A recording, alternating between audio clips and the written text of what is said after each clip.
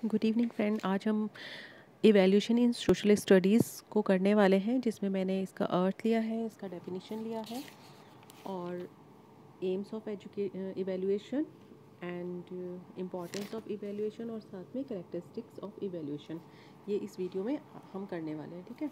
और इसका जो पीडीएफ का जो लिंक है वो मैं आपको डिस्क्रिप्शन में दे दूँगी, तो आप ड्राइव पर जाकर उसको देख सकते हैं और उससे लिख सकते हैं।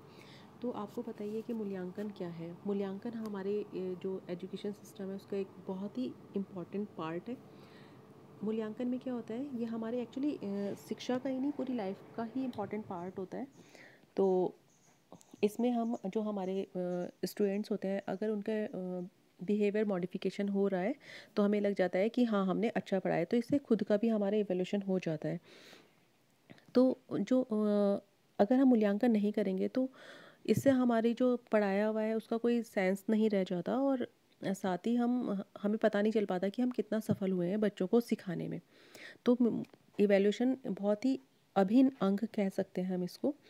तो अब हम ये आगे ये देखते हैं कि साधारण अर्थ में, जैसे इसमें लिखा है कि कहा जा सकता है कि किसी वस्तु, उपलब्धि, प्रक्रिया आदि का मूल्य अंकित करना मूल्यांकन कहलाता है। ये साधारण अर्थ है। अब शिक्षा में मूल्यांकन का प्रयोग वर्तमान शताब्दी की घटना है। अब जैसे ग्रीन और अन्य का कथन है कि शिक्षा में मूल्यांकन अभी एक नवीन धारण है। इसका प्रयोग विद्यालय कार्यक्रम, पाठ्यक्रम, शैक्षिक सामग्री, शिक्षक एवं बालकों की जांच के लिए किया जाता है।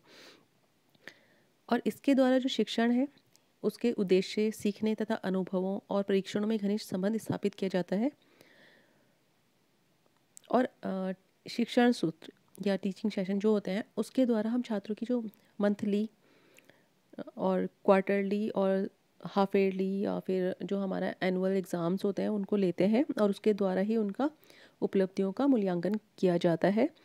तो अब इसका जो वास्तविक अर्थ है, इसको स्पष्ट करने के लिए कुछ विद्वानों ने अपने विचार व्यक्त किए हैं। अब जैसे मैं देख लेती हूँ कि आगे कि मूल्यांकन को हम कैसे कैसे परिभाषित कर सकते हैं। ठीक है। अब सबसे फर्स्ट है डेफिनेशन, क्लार एवं स्टार का विचार। ठीक है। इनका कहना है कि मूल्यांकन वह निर्णय या विश्लेषण है जो विद्यार्थी के कार्य से प्राप्त सूचनाओं से निकाला जाता है। ठीक है, इनका कहना है। उसके बाद मैंने इसमें बहुत सारी डेफिनेशंस ली हैं, 6 डेफिनेशन है इसमें, जिसमें से सीसी सेकेंड थर्ड है सीसी रॉस। उनका है कि मापन से भिन्न मूल्यांकन एक ऐसी जांच, मतलब मापन मेजरमेंट, उससे जो मूल्यांकन है वो भिन्न है, और ये एक ऐसी जांच प्रक्रिया है जो प्राय बच्चे के समूचे व्यक्तित्व तथा समूची शिक्षा स्थिति की जांच के लिए प्रयुक्त की जाती है। ठीक है, मतलब जो स्टूडेंट है उसका कंप्लीट, उसका ओवरऑल मीन्स पूरा स्ट्रक्चर आ जाता है कि वो इंडिविजुअलिटी आ जाती है उसकी, और साथ ही साथ जो हमारी शिक्षा स्थिति कि हमने कैसे पढ़ाया है उसकी जांच के लिए प्रयुक्त होती है। ठीक है।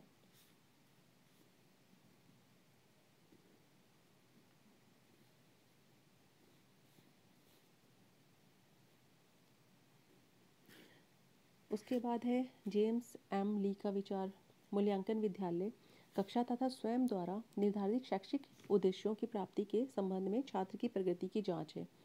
मूल्यांकन का मुख्य प्रयोजन छात्रों को सीखने की प्रक्रिया को अग्रसर एवं निर्देशित करना है। इस प्रकार मूल्यांकन एक नकारात्मक प्रक्रिया न होकर सकारात्मक प्रक्रिया है।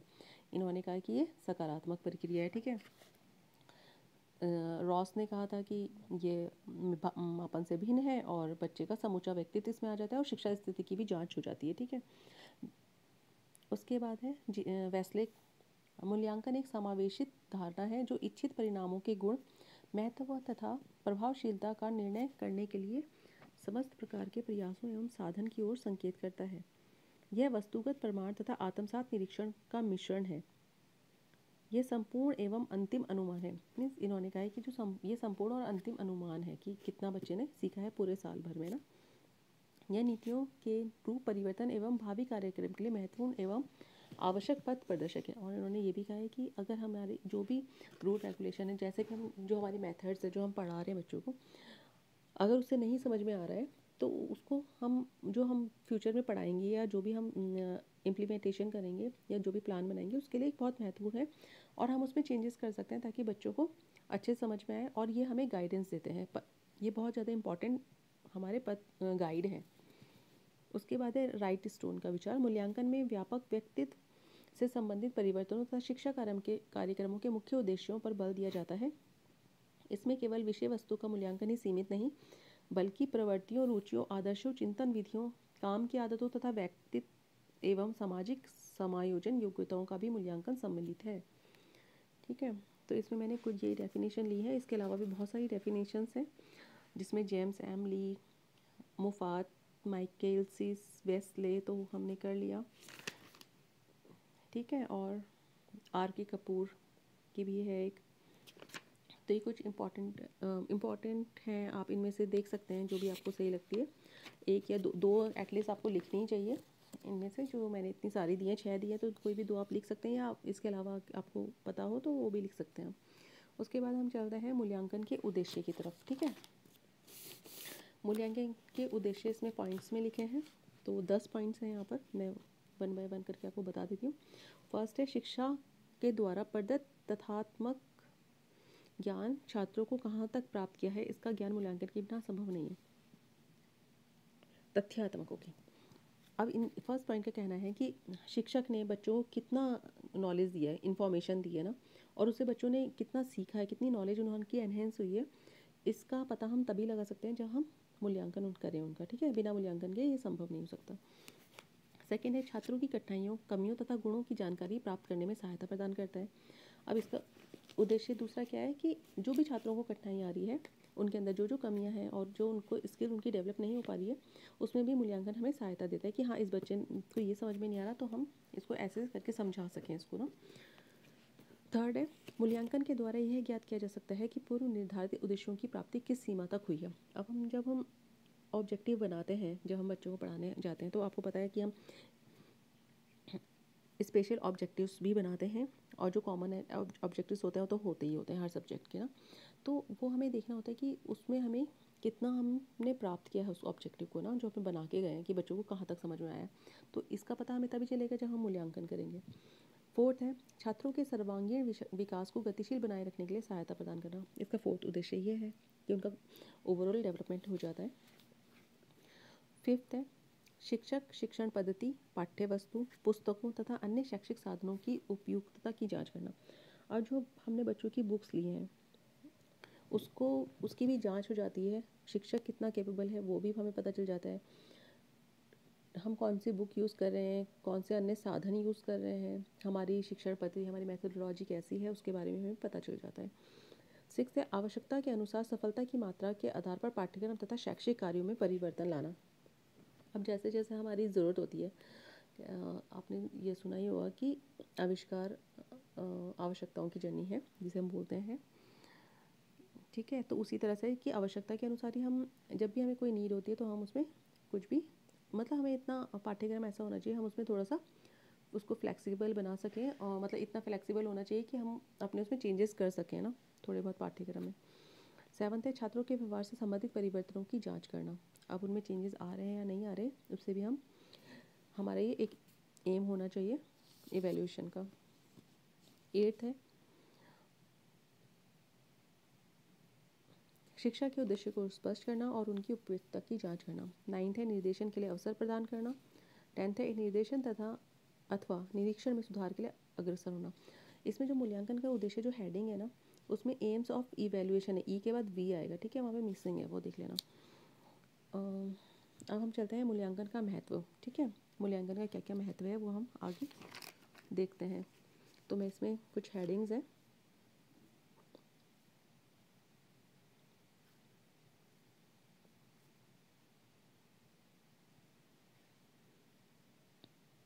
ओके,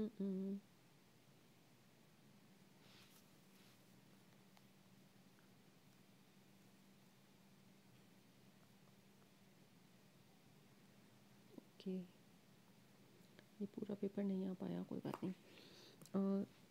इसमें फर्स्ट हेडिंग है, प्रदत्त ज्ञान की सीमा का निर्धारण करने के लिए। ठीक है, तो पाठ्यक्रम संबंधी अनुभवों को ग्रहण करने तथा विभिन्न परिस्थितियों में उनका प्रायोगिक करके विद्यार्थियों के द्वारा जो कुछ भी अभिव्यक्त होता है उसी के माध्यम से उसकी सफलता के संबंध में उद्देश्यों की प्राप्ति के संबंध में तथा शिक्षण अधिगम प्रक्रिया को प्रभावशीलता के विषय में ज्ञान प्राप्त होता है। इसको आप कैसे पढ़ेंगे कि जो हमने ज्ञान दिया है बच्चों को ना, वो कितना उन्होंने मतलब एडेप्ट किया है, ठीक है, वो हम देख सकते हैं इसमें।